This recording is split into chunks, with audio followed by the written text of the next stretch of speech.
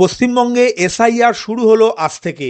সোমবার সকালেই জানা গিয়েছিল নির্বাচন কমিশন গতকাল 27 অক্টোবর বিকাল 4:15 এক সাংবাদিক বৈঠকে দেশের বিভিন্ন রাজ্যের ভোটার তালিকার স্পেশাল ইন্টেন্সিভ রিভিশন বা বিশেষ নিবিড় সংশোধনের সময়সূচি ঘোষণা করবেন। এর আগে প্রথম পর্যায়ে বিহারে এসআইআর ঘোষণা করেছিল নির্বাচন কমিশন।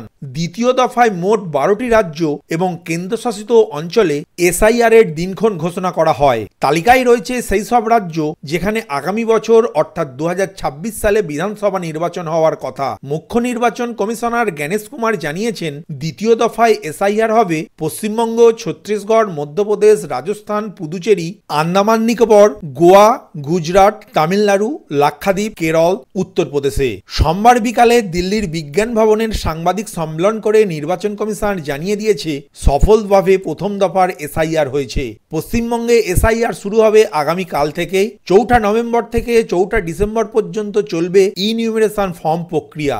9 ডিসেম্বর খসড়া ভোটার তালিকা প্রকাশিত হবে। 9 ডিসেম্বর থেকে 31 জানুয়ারি বিভিন্ন অভিযোগের শুনানি পর্ব চলবে এবং 7 ফেব্রুয়ারি চূড়ান্ত ভোটার তালিকা প্রকাশ করবে নির্বাচন কমিশন।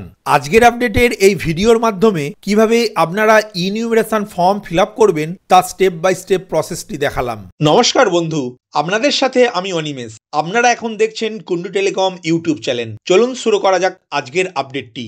প্রথমেই জানিয়ে রাখি, নির্বাচন কমিশন থেকে প্রকাশিত মডেল ইনিউমারেশন ফর্মটির step by step fill up process দেখালাম, যেটি এখন অন স্ক্রিন দেখতে পাচ্ছেন।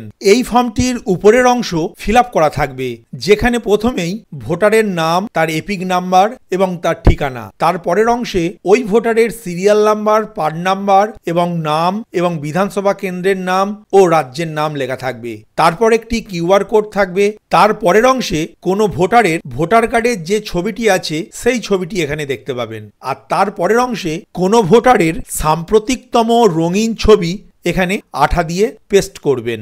এর পরবর্তী অংশে ওই ভোটারটির ডেট অফ বার্থ অর্থাৎ জন্ম তারিখ, জন্ম মাস এবং জন্ম সালটি লিখবেন। তারপরের অংশে ওই ভোটারের আধার নাম্বারটি লিখবেন। তারপরের অংশে মোবাইল নাম্বার। তারপরের অপশানে বাবার নাম লিখবেন। তারপরে বাবার ভোটার কার্ড নাম্বারটি লিখবেন। তারপরের অপশানে মায়ের নাম লিখবেন। তারপরের অপশানে মায়ের ভোটার কার্ড নাম্বারটি লিখবেন। এখন কোনো ভোটার যদি বিবাহিত হন তাহলে তার স্বামী বা স্ত্রীর নামটি লিখবেন। তারপরের অপশানে স্বামী বা স্ত্রীর ভোটার কার্ড নাম্বারটি লিখবেন। এরপর ফর্মের পরবর্তী অংশটি সবথেকে গুরুত্বপূর্ণ। এখন এই ফর্মের বাম দিকের অপশানটি তারাই ফিল আপ করবেন যাদের নাম 2002 সালের এসআইআর তালিকায় রয়েছে। আর যাদের নাম 2002 সালের এসআইআর তালিকায় নেই তারা এই ফর্মের ডান দিকের পার্টটি ফিল আপ করবেন। এখন বাম দিকের অংশে ইলেক্টর নেম অংশে ভোটারের নামটি লিখবেন। এপিক নাম্বার অংশে ওই ভোটারের ভোটার কার্ড নাম্বারটি লিখবেন। রিলেটিভ নেম অংশে 2002 সালের ভোটার তালিকায় যে আত্মীয়র নাম অর্থাৎ বাবার নাম না স্বামীর নাম না ওয়াইফের নাম দেয়া আছে সেই নামটি লিখবেন। এরপর রিলেশনশিপ নেম অংশে তার সঙ্গে কি সম্পর্ক সেই সম্পর্কের নামটি লিখবেন। ডিস্ট্রিক্ট অংশে 2002 সালের ভোটার তালিকা অনুসারে জেলার নামটি লিখবেন। স্টেট অংশে পশ্চিমবঙ্গ কথাটি লিখবেন। এসি নেম অংশে 2002 সালের ভোটার তালিকা অনুসারে বিধানসভা কেন্দ্রের নামটি লিখবেন। এসি নাম্বার ঘরে ওই বিধানসভা কেন্দ্রের নাম্বারটি লিখবেন। পার্ট নাম্বার ঘরে 2002 সালের ভোটার তালিকা অনুসারে পার্ট নাম্বারটি লিখবেন। সিরিয়াল নাম্বার ঘরে 2002 সালের ভোটার তালিকা অনুযায়ী ওই ভোটারের সিরিয়াল নাম্বারটি লিখবেন। এই অংশটি তারাই ফিল আপ করবেন যাদের নাম 2002 সালের ভোটার তালিকায় রয়েছে। আর যাদের নাম 2002 সালের ভোটার তালিকায় নেই তারা এখন ডান দিকের অংশটি ফিল আপ করবেন। নেম অংশে আপনার বাবা, মা বা আপনার যে কোনো একজন আত্মীয়ের নাম লিখবেন যার নাম 2002 সালের ভোটার তালিকায় রয়েছে। এখন এপিক নাম্বার ঘরে ওই ভোটারের ভোটার কার্ড নাম্বারটি লিখবেন। রিলেটিভ নেম অংশে 2002 সালের ভোটার তালিকা অনুসারে যে রিলেটিভের নামটি লেখা আছে সেই নামটি লিখবেন। রিলেশনশিপ অংশে ওই রিলেটিভের সঙ্গে তার কি সম্পর্ক সেই সম্পর্কের নামটি লিখবেন। ডিস্ট্রিক্ট অংশে জেলার নামটি লিখবেন। স্টেট অংশে পশ্চিমবঙ্গ কথাটি লিখবেন। এসি নেম ঘরে 2002 সালের ভোটার তালিকা অনুযায়ী বিধানসভা কেন্দ্রের নামটি লিখবেন। এখন এসি নাম্বার ঘরে ওই বিধানসভা কেন্দ্রের নাম্বারটি লিখবেন। পার্ট নাম্বার ঘরে ওই বিধানসভার অংশ নাম্বারটি লিখবেন। সিরিয়াল নাম্বার ঘরে আপনার আত্মীয়ের ভোটার কার্ডের সিরিয়াল নাম্বারটি লিখবেন।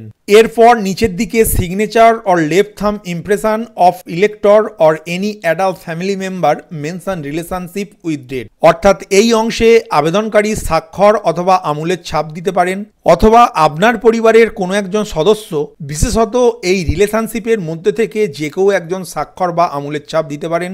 সেই সাথে অবশ্যই তারিখ দিতে ভুলবেন না। আশা করি আপনাদের বোঝাতে পারলাম আপনি কিভাবে ইনিউমারেশন ফর্মটি ফিল আপ করবেন, তার সম্পূর্ণ প্রসেসটি। ভিডিওটি প্রথম থেকে শেষ পর্যন্ত দেখার জন্য ধন্যবাদ। এই ইনফরমেটিভ আজকের আপডেটটি আপনার বন্ধু ও পরিচিতদের জানাতে বেশি বেশি করে শেয়ার করবেন, আর অবশ্যই কমেন্ট করবেন ভিডিও সম্বন্ধে আপনার কোনো ডাউট বা জিজ্ঞাসা থাকলে, এবং আপনার কোনো মতামত জানাবেন। ভালো থাকবেন, সুস্থ থাকবেন।